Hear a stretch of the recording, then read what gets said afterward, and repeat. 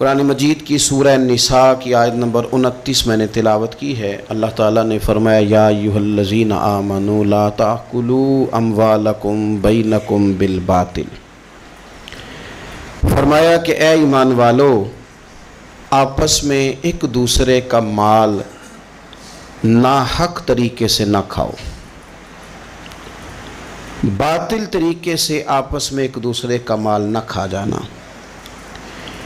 اسلام جو ہے اس کے کچھ شعبہ جات ہیں، اگر ہم اس کی بڑی شعبہ جات کی تقسیم کریں گے تو دو چیزیں ہیں، ایک حقوق اللہ اور ایک حقوق العباد۔ سب لوگ اس بات کو جانتے ہیں اور بڑی توجہ سے جانتے ہیں کہ حقوق اللہ میں تو معافی ہے، لیکن حقوق العباد کا معاملہ بڑا سخت ہے، اس کے اندر معافی نہیں ہے۔ اب یہ حقوق اللہ اور حقوق العباد کے معاملے کو اگر مزید تھوڑا سا کھول دیا جائے، مزید اس کو کھول دیا جائے تو پھر دین کے 5 شعبے بن جائیں گے۔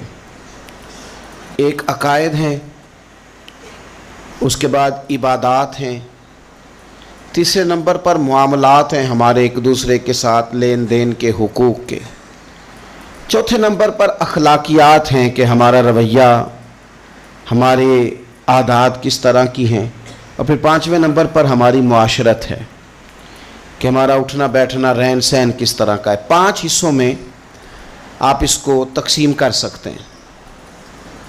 میرے عزیز دوست، کچھ لوگوں نے یہ سمجھ لیا ہے کہ دین صرف نماز روزے کا، حج زکوٰۃ کا، شب برات کی عبادت کا، اس کا نام ہے، حالانکہ ایسا نہیں ہے۔ دین کے میں نے جیسے کہ عرض کیا کہ 2 بنیادی شعبے ہیں، ایک حقوق اللہ اور ایک حقوق العباد۔ یہ جو حقوق اللہ کا معاملہ ہے نا، آپ کو نماز دن میں 5 وقت آ کر کے پڑھنی ہے۔ حج تو زندگی میں 1 دفعہ فرض ہے، لیکن اگر لوٹ کے آتا بھی ہے تو سال میں 1 دفعہ آتا ہے۔ لیکن یہ جو آپ کا حقوق العباد کا معاملہ ہے، یہ تو ہر وقت کا ہے۔ آپ اگر جوان ہیں تو پھر آپ کا ماں باپ کے ساتھ حقوق کا تعلق ہے، بہن بھائیوں کے ساتھ تعلق ہے، شادی شدہ ہیں تو میاں بیوی کے حقوق آپس میں شروع ہیں، صاحب اولاد ہو گئے تو اب آپ کے اولاد کے حقوق ذمہ آ گئے، آپ اگر کارخانہ دار ہیں تو مزدوروں کے حقوق ہیں، اگر آپ استاد ہیں تو شاگردوں کے حقوق ہیں، اگر آپ شیخ ہیں تو مریدوں کے حقوق ہیں، اگر آپ مرید ہیں تو شیخ کے حقوق۔ تو حقوق کے ساتھ تو ہر وقت انسان کا آپس کے اندر یہ سلسلہ جاری رہتا ہے۔ اب معاملات کو صاف رکھنا، لین دین کی چیزوں کے اندر اپنے آپ کو کھلا رکھنا، خیانت سے، جھوٹ سے، دغے سے، دھوکے سے، فریب سے اپنے آپ کو پاک رکھنا، دین اس کے اوپر بہت ہی زیادہ زور دیتا ہے، بہت ہی زیادہ۔ مسلم شریف میں حدیث ہے، نبی پاک صلی اللہ تعالیٰ علیہ وسلم نے صحابہ سے پوچھا تھا، مسلم بخاری دونوں میں، کہ بتاؤ مفلس کون ہوتا ہے، غریب کون ہوتا ہے؟ تو لوگوں نے وہی بات عرض کی جو عرض کرنے کا موقع تھا اور انسانی فہم کے عقل کے قریب بات تھی۔ عرض کی یا رسول اللہ صلی اللہ تعالیٰ علیہ وسلم، جس کے پاس مال و دولت نہ ہو مفلس ہوتا ہے؟ تو حضور نے فرمایا نہیں، میری امت میں تو مفلس وہ ہوں گے جو نماز روزے اور زکوٰۃ کے ساتھ قیامت والے دن آئیں گے، یعنی وہ مفلس ہوں گے جو نماز زکوٰۃ روزے کے ساتھ قیامت کے دن آئیں گے، لیکن ان کے مفلس ہونے کی وجہ یہ ہوگی کہ انہوں نے دنیا میں کسی کو گالی دی ہوگی، کسی پر تہمت لگائی ہوگی، کسی شخص کا حق دبایا ہوگا، کسی کو تکلیف دی ہوگی، کسی کو مارا ہوگا، حالانکہ ان کے پاس نماز بھی ہے، روزہ بھی ہے، زکوٰۃ بھی ہے، لیکن چونکہ انہوں نے حقوق العباد ضائع کیے، اب ان کی کمزوری کا یہ عالم ہوگا کہ وہ جو نیکیاں کما کے لائے تھے وہ ان لوگوں کو دے دی جائیں گی جن پر انہوں نے ظلم کیا تھا، اور اگر پھر بھی ان کے ظلم بچ گئے، نیکیاں دینے کے باوجود ابھی بھی ان کی زیادتیاں باقی رہیں، تو حضور فرماتے ہیں پھر ان مظلوموں کی جو خطائیں ہوں گی وہ ان ظالموں کے کھاتے میں ڈال دی جائیں گی۔ تو یہ بہت ساری نیکیاں لانے کے باوجود مفلس رہ جائیں گے۔ تو یاد رکھیں کہ حقوق اللہ کا معاملہ اپنی جگہ پہ وہ بڑا سخت ہے۔ اب ہمارے ہاں یہ ہوتا ہے کہ توازن نہیں قائم رکھا جاتا، کچھ لوگ تو ایسے ہیں جو سمجھتے ہیں نماز پڑھ لی ہے، میں نے روزہ رکھ لیا ہے، اب باقی میں ولی اللہ ہو گیا ہوں، میں حق نہ بھی ادا کروں. اور کچھ معاذ اللہ اس طرح کے ہیں جو کہتے ہیں کہ نماز کی تمہیں پڑھی ہے باقی کام. تو بھائی آپ نماز کو بھی ہلکا نہیں سمجھ سکتے، یہ رب کی عبادت ہے. آپ اللہ کی بارگاہ میں جھکنے کو معمولی بات سمجھتے ہیں. آپ توازن قائم رکھیں گے، نماز پڑھیں گے تو وہ بھی پورے ذوق کے ساتھ پڑھیں گے، عبادت کریں گے تو پوری توجہ کے ساتھ کریں گے، نفل ادا کریں گے تو پورے انہماک کے ساتھ، شوق کے ساتھ، ذوق کے ساتھ. قرآن پاک سے آپ مکمل پیار کریں گے، محبت کریں گے، خلوص کے ساتھ پڑھیں گے. لیکن حقوق العباد کا معاملہ، اس کا بھی پورا خیال رکھا جائے گا. یہ دیکھیں نا، کچھ چیزوں کا تعلق عظمت کے ساتھ ہوتا ہے اور کچھ چیزوں کا تعلق ضرورت کے ساتھ ہوتا ہے. اللہ تبارک و تعالیٰ کی جو عبادت ہے وہ اس کی عظمت کے لیے ہے کہ رب عظمتوں والا ہے، وہ حق رکھتا ہے کہ اس کی عبادت کی جائے. اسی ہی کی شان ہے کہ اس کے سامنے جھکا جائے جو کہ وہ عظمت والا ہے. لیکن اللہ کو عبادت کی ضرورت ہے. ساری دنیا کے مرد حضرت جنید بغدادی بن جائیں، باجزید بستامی بن جائیں، ساری دنیا کے مرد نیک پارسا متقی بن جائیں اور ساری دنیا کی عورتیں رابعہ بصری بن جائیں، تو پھر بھی رب کی شان میں کوئی اضافہ تو نہیں نہ کر سکتے. اور سارے مکر جائیں معاذ اللہ کہ ہم نے عبادت نہیں کرنی، تو اس کی شان میں کوئی کمی کر سکتے نہیں. تو اللہ کی عظمت ہے، شان ہے، اللہ کو عبادت کی ضرورت نہیں ہے. یہ اس کی عظمت ہے کہ اس کی بندگی کی جائے. تو کچھ چیزوں کا تعلق عظمت کے ساتھ ہوتا ہے اور کچھ چیزوں کا تعلق ضرورت کے ساتھ ہوتا ہے. اللہ کی یہ شان ہے کہ اس کی بندگی کی جائے اور لوگوں کو ضرورت ہے کہ ان کا خیال رکھا جائے. اللہ کی تو شان ہے کہ رب کی عبادت کی جائے، اور بھوکے کو ضرورت ہے اسے روٹی کھلائی جائے، پیاسے کو ضرورت ہے کہ اسے پانی پلایا جائے. آپ دیکھیے کہ میرے ایک بڑے بہترین قابل احترام استاد ہوں، شیخ ہوں، ایک طرف وہ مجھے بلا رہے ہوں کہ آ ذرا میری بات سن، اور ایک طرف ایک آدمی بڑا مریض ہے، بیمار ہے، اسے ضرورت ہے کہ میں اسے ہسپتال چھوڑ کے آؤں. تو مجھے کیا کرنا چاہیے؟ وہ جو مر رہا ہے نا اسے ہسپتال پہنچانا چاہیے. اس لیے کہ بزرگوں کی تو عظمت ہے، میں نہ بھی جاؤں گا تو ان کی شان میں کوئی کمی، لیکن اس کو میری ضرورت ہے، یہ ضرورت مجھے پوری کرنی ہے. چلے میں بات اور کھولتا ہوں، زیادہ سمجھ میں آ جائے، شاید اس طرح زیادہ سمجھ میں آ جائے. ایک بزرگ ہیں، انہوں نے وضو تازہ کرنا ہے، ان کو پانی کی ضرورت ہے، اور پانی ایک کٹورے میں ہی ہے، صرف ایک برتن میں پانی ہے، انہوں نے وضو تازہ کرنا ہے. اور قریب ایک شخص ہے جو پیاس سے مر رہا ہے. بزرگ آواز دیتے ہیں کہ میاں آنا ذرا وضو کرانا، اور وہ کہہ رہا ہے یار میں مر جاؤں گا چند قطرے نہ ملے. اب شریعت کا حکم یہ ہے کہ وضو نہیں کرانا، پیاسے کو پانی پلانا ہے. یہ آپ بات کو سمجھیں. اب ذرا بخاری مسلم کی وہ حدیث سنیں کہ نبی پاک صلی اللہ تعالی علیہ وسلم فرماتے ہیں قیامت کے دن رب فرمائے گا ایک بندے سے کہ میں بھوکا تھا، تو نے مجھے روٹی کیوں نہیں کھلائی؟ رب فرماتا ہے کہ میں پیاسا تھا، تو نے پانی نہیں پلایا. کپڑے لے کے تو آیا ہی نہیں، مجھے کپڑے پہنانے چاہیے تھے. تو بندہ عرض کرے گا مالک تو کھانے سے، پینے سے، پہننے سے پاک ہے. تو رب فرمائے گا وہ جو تیرے پڑوس میں بندہ بھوکا تھا تو بندہ تو میرا ہی تھا نا. وہ جو تیرے جاننے والوں میں آدمی پیاسا تھا تو وہ تھا تو میرا ہی بندہ. بھائی غور کریں گے آپ بات پر. آپ حقوق العباد کا جو مسئلہ ہے نا اس کو آپ سمجھیں. ہم لوگوں نے سمجھ لیا کہ بس ٹھیک ہے، کھل کے میں حاجی صاحب کہلاؤں، کھل کے میں صوفی صاحب کہلاؤں، مجھے لوگ معلم کہیں، مجھے لوگ صاحب تقویٰ کہیں، اور مجھ سے لوگ ڈگری لیں، میں لکھ کے دوں تو کوئی نیک ہوگا، میں لکھ کے دوں تو کوئی نمازی ہوگا. یوں نہ کر. رب کے بندے ہیں، ان سے پیار کرنا سیکھ. اللہ کی مخلوق کے بارے میں اپنا رویہ نرم کر، اپنے معاملات کو صاف کریں، لین دین کے معاملات کو کلیئر رکھیں. لا تاکلوا اموالکم بینکم بالباطل، ایک دوسرے کا مال باطل طریقے سے نہیں کھانا. تیری نماز تجھے روک دے، تو نماز پڑھ کے نکلے تو خیال آئے کہ میں نے جھوٹ نہیں بولنا. تیری نماز تجھے روک دے کہ میں نے لقمہ حرام اپنے قریب نہیں آنے دینا. امام اعظم ابو حنیفہ 40 سال اگر ساری رات کھڑے رہ کے نماز پڑھتے رہے ہیں نا، تو امام صاحب کا یہ عبادت کا ماحول بھی تھا. لیکن اگر ان کے پارٹنر نے کپڑا بیچتے وقت کسی کو نقص والا کپڑا بیچ دیا ہے نا اور وہ پیسے لے کے آئے تو امام صاحب نے وہ رقم بھی استعمال نہیں کی, وہ بھی ساری اللہ کے راستے میں خیرات کر دی. معاملات کے بارے میں وہ لوگ بڑے سنجیدہ تھے, غیر سنجیدہ نہیں تھے کہ جناب کوئی نہیں چل جاتا ہے خیر صلی اللہ ہے. رزق کا جب تک آپ کا معاملہ صاف نہیں ہوتا, رزق کا مسئلہ جب تک ٹھیک نہیں ہوتا, تب تک تو دعائیں قبول نہیں ہوتی, نماز میں لذت نہیں آتی. نبی پاک صلی اللہ علیہ وسلم نے فرمایا پرا گندہ حالت ہو, پھٹا پرانا لباس ہو اور انسان بکھرے بالوں سے تڑپ تڑپ کے بھی دعا مانگے, اس کی دعا اس لیے قبول نہیں ہوتی کہ اس نے جو کپڑے پہنے ہیں وہ حرام پیسوں کے, جو روٹی کھائی ہے وہ کسی کا مال لوٹ کے کھائی ہے, جو پیا ہے وہ کسی مسکین کا مال کھا پی گیا, اس کی دعا کیسے قبول ہوگی؟ آپ حقوق العباد کے معاملات کے اندر اپنے آپ کو زیادہ سے زیادہ فکر مند کریں. آپ غور کریں کس جگہ کوئی نقص تو نہیں رہ گیا.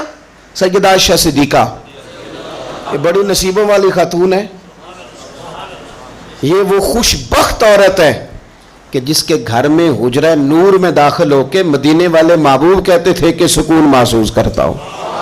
حضور کی سیرت بتاتی ہے کہ حضور وہاں سکون محسوس کرتے.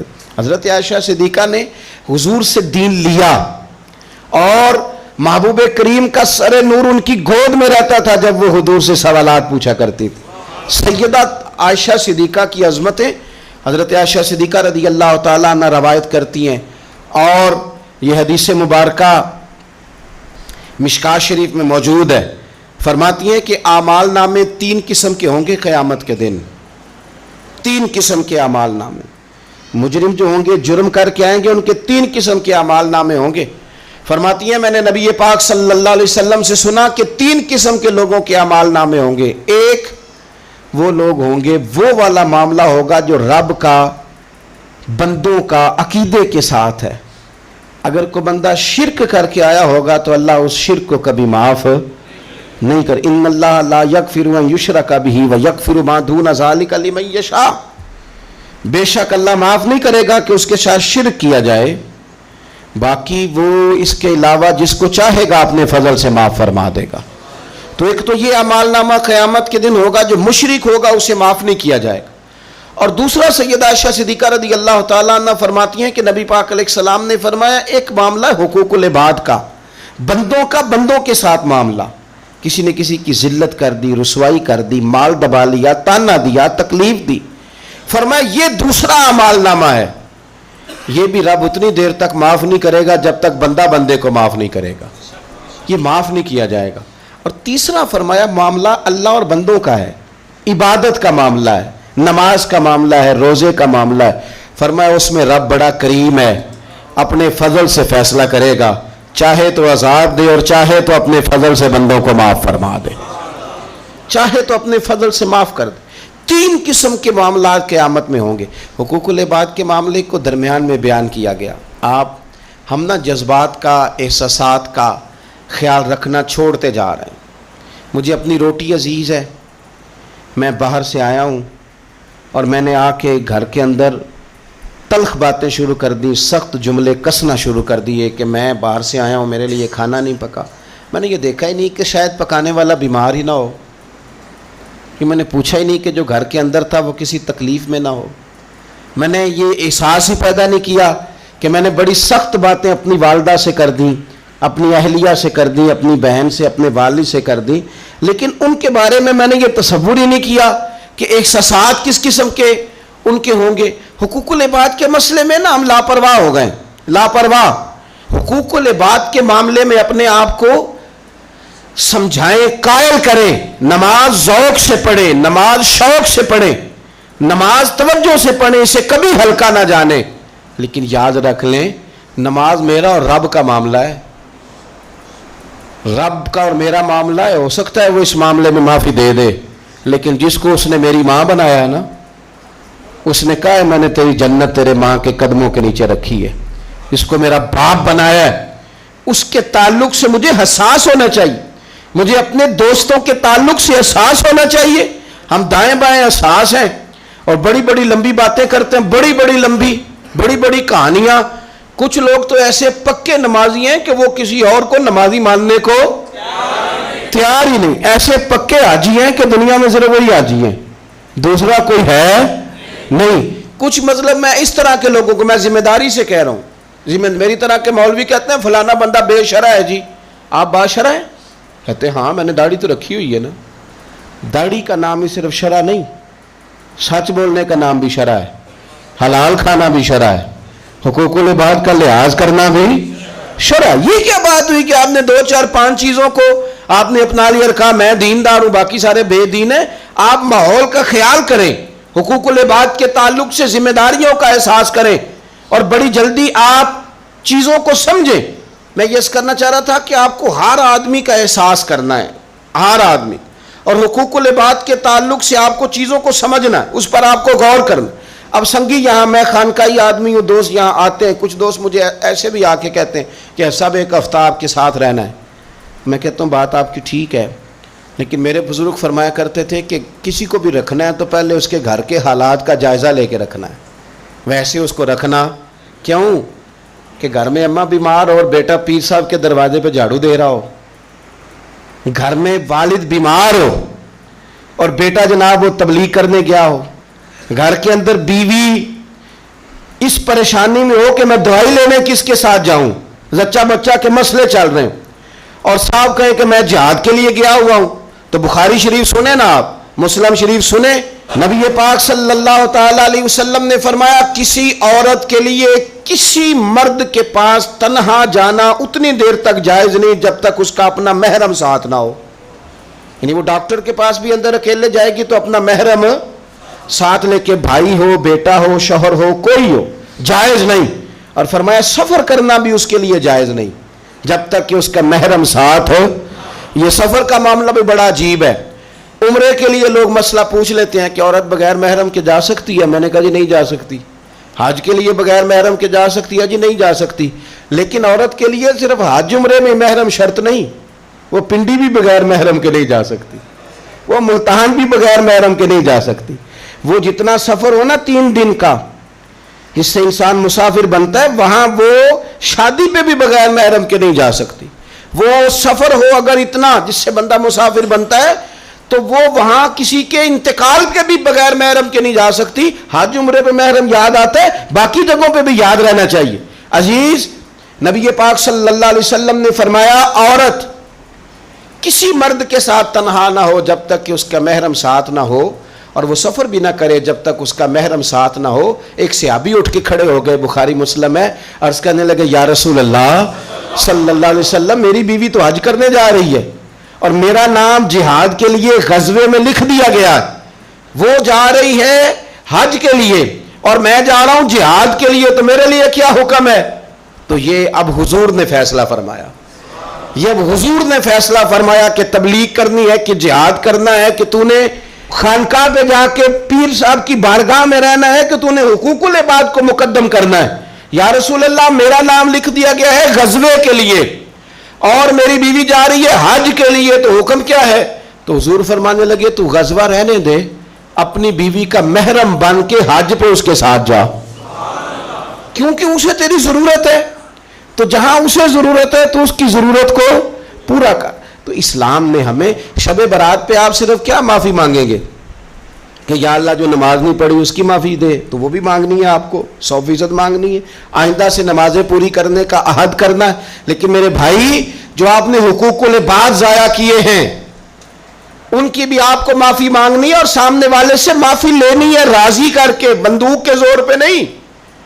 کیا آپ ٹیلی فون کر کے کہیں میں نے میسج لکھا تھا تو آپ نے جواب کیوں نہیں دیا, رپلائی کیوں نہیں کیا, آپ کہیں میں نے معاف کیا. بھائی آپ بندوق کے زور پہ معافی لیں گے؟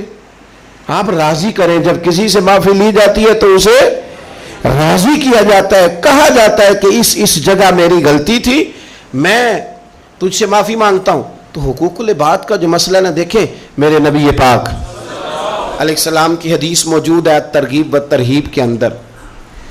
ایک شخص نے آ کے عرض کی یا رسول اللہ صلی اللہ تعالی علیہ وسلم میں جہاد پہ جانا چاہتا ہوں پر طاقت نہیں رکھتا, کمزور ہوں.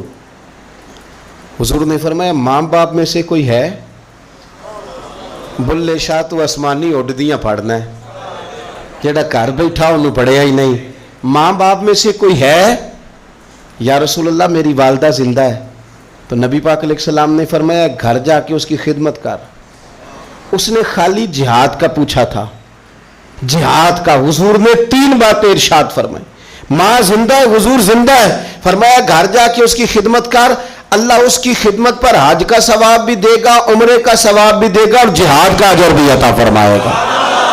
تو نے ایک بات پوچھی ہے، تجھے 3 چیزوں کا ثواب ملے گا، شرط یہ ہے کہ ماں کے قدموں سے جڑ جا، جا کے اسے راضی کر، جا اس کی نوکری کر، جا کے ماں کی خدمت کر، اس کے پاس بیٹھ، اس کے دل کو مطمئن کرنے والا وقت اسے دے۔ تو یہ آپ خالی نماز پر اکتفا نہیں کریں گے، آپ حقوق العباد کا بھی پورا لحاظ کریں گے، پورا آپ حقوق العباد کا لحاظ کریں گے۔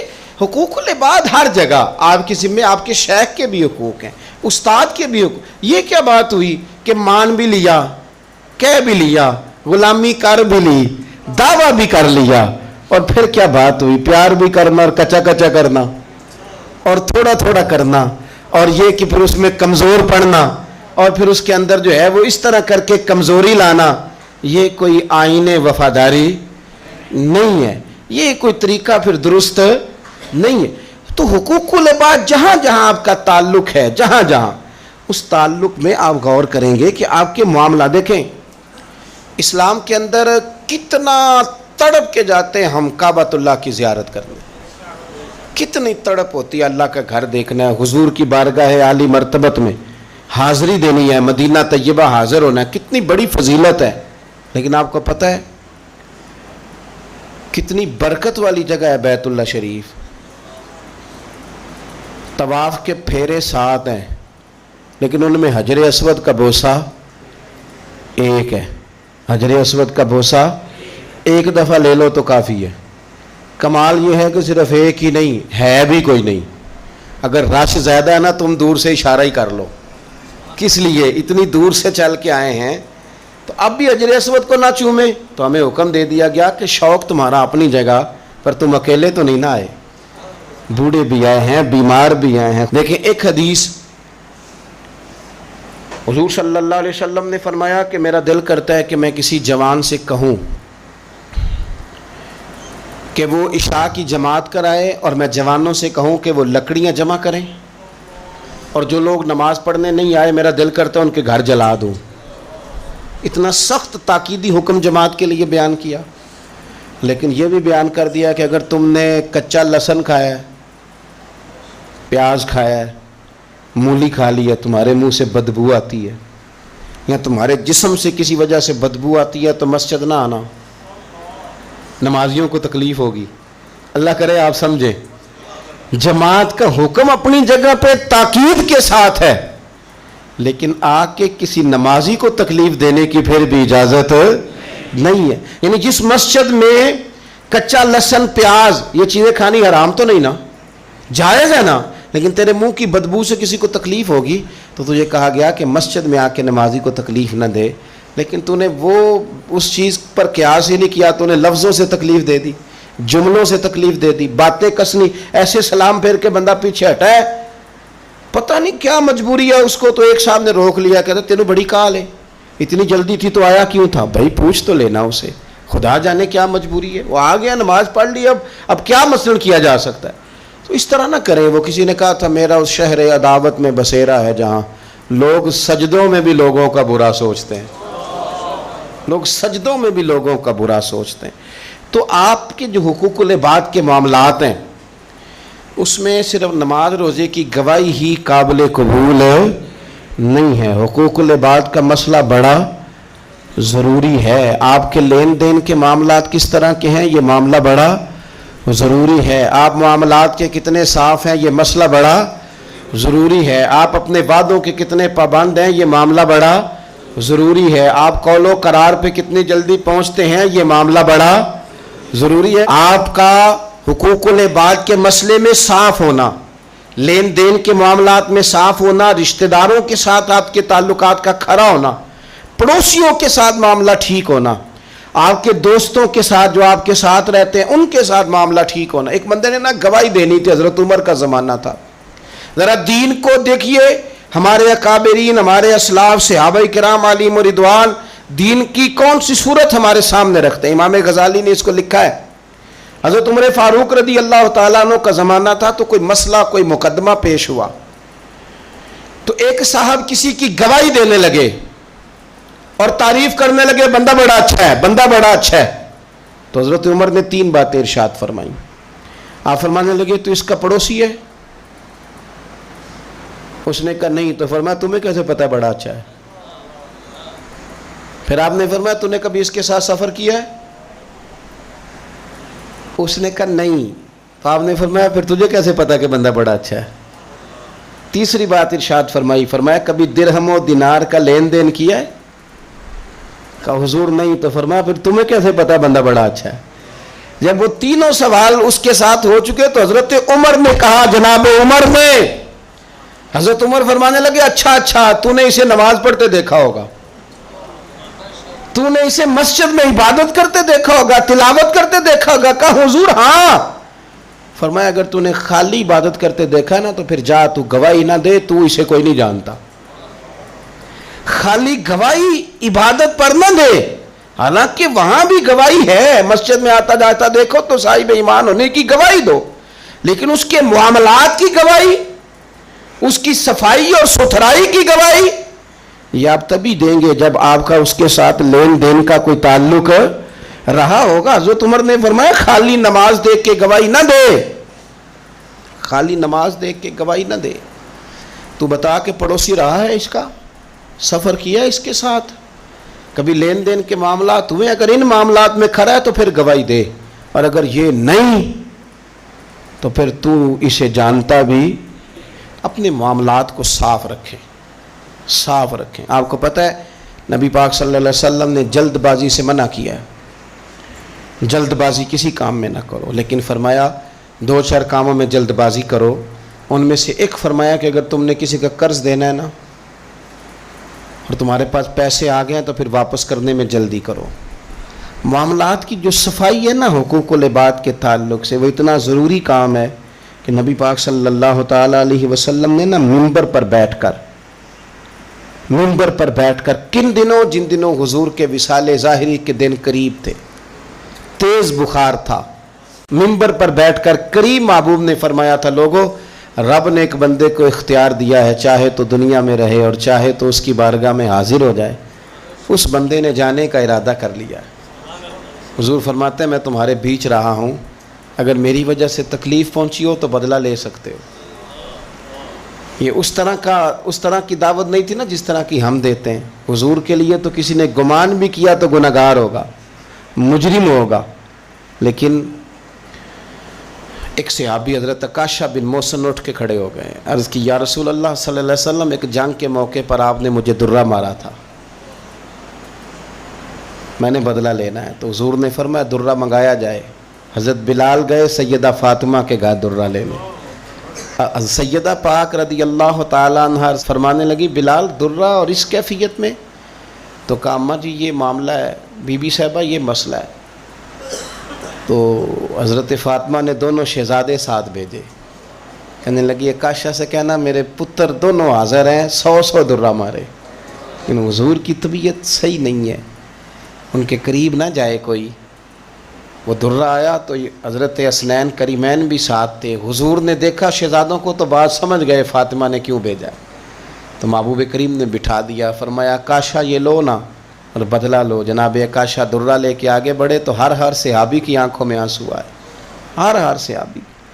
قریب آ کے کہا حضور کمر سے کپڑا ہٹائیے، میری پشت، اس وقت اس پہ کپڑا نہیں تھا، ننگی تھی جب درہ لگا تھا. حضور نے کپڑا ہٹایا تو جناب عکاشہ نے درہ دور پھینکا اور حضور کی کمر مبارک کو چومنا شروع کر دیا. دیر تک چومتے رہے اور پھر کہنے لگے حضور یہ آج میرا ہی مقدر تھا، اللہ نے مجھے یہ موقع دینا تھا. کس ظالم نے، کس نے آپ سے بدلہ لینا تھا؟ یہ تو ایک موقع بنایا تھا حضور کے قریب جانے کا. تو حضور نے فرمایا جس نے جنتی کی زیارت کرنی ہو میرے عکاشہ کی کر لے.